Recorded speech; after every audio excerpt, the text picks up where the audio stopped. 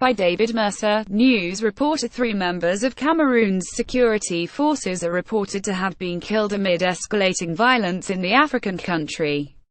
English-speaking separatists carried out 2 attacks in the city of Bamenda on Wednesday, with one source saying the officials were ambushed by armed men on motorbikes.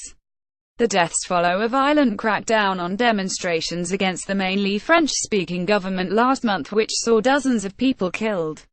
State forces used helicopter gunships to fire on civilians protesting over the alleged discrimination of English-speaking communities by President Paul Biya's government. Authorities have repeatedly denied that SOLRS used disproportionate force against the protesters.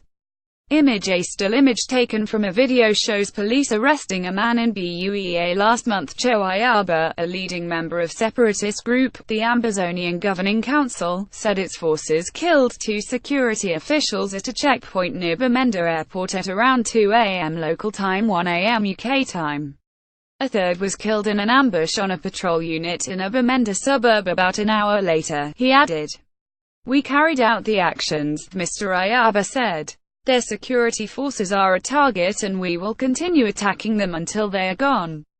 Representatives for Cameroon's government and police could not be immediately reached for comment.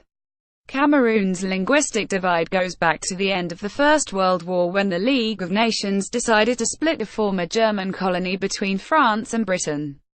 A march last month against independence for the Anglophone regions. The secessionist movement has existed underground for decades but recently gained widespread support in the English-speaking northwest and southwest regions in response to the government's repression of protests. Hundreds of English-speaking Cameroonians were swept up in mass arrests following violent demonstrations on the 1st of October, and at least 5,000 have fled the crisis for neighboring Nigeria.